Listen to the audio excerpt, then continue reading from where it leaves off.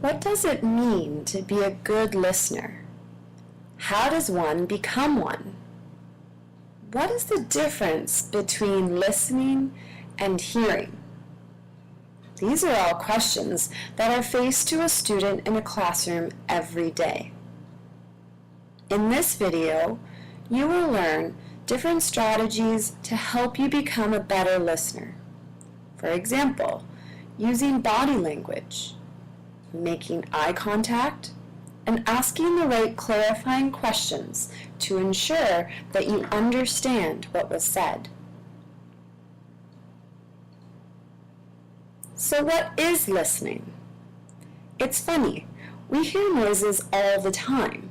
Horns honking, radios blaring, and people chit-chatting all over the place. But how much of that noise do we actually listen to? Truth be told, not much. These noises are really just distractions, and those distractions can mean the difference between what we are really trying to listen to and interfering with the information being sent to us. We know that listening is making sense of the words and sentences we hear. But how do we know that we actually understand the message and can recite it with accuracy? That's when the 4 stages of listening come into play. When a message is sent to us, we move through the 4 stages in order to fully understand and retain that what we have heard. And it kind of goes like this. The first step is the attending stage. We are actually listening to the words and sentences that our brain needs to bring us to the next stage.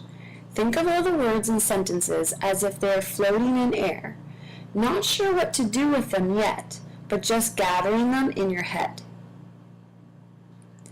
Then you enter the interpreting stage. From here, you start to make sense of the words and sentences. In most cases, this is when you start to respond, and this is when you take the meaningful message and react by sending your own message in response. For example, nonverbal gestures or body language to show that you've understood the person. Finally, remembering takes place, and this involves storing the information for use at a later time. That's all in good, as long as we can be good listeners. Listening tips and strategies. Body language can involve nonverbal signals that we use to actually communicate with others. It's also a way to show a person we are having a conversation with that we are in fact listening. Things like eye contact, leaning into the person, nodding with our head. These gestures tell the person that we are engaged with what they are saying. We need to keep distractions to a minimum. We can also let the person know that we are interested. Texting or looking away may distract you from the conversation. Interrupting is the worst.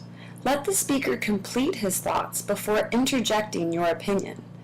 If you pause before cutting a person off, it'll give you enough time to show the respect that you understood what they said. It's always a good idea to ask lots of questions. Let's face it, people like to talk about themselves.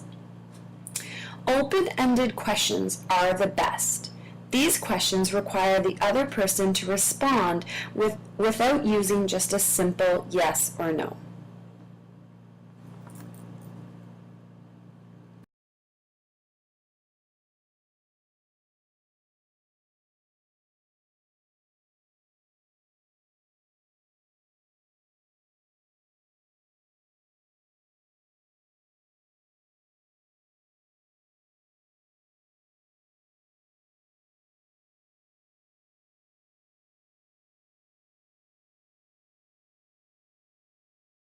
Created using Powtoon.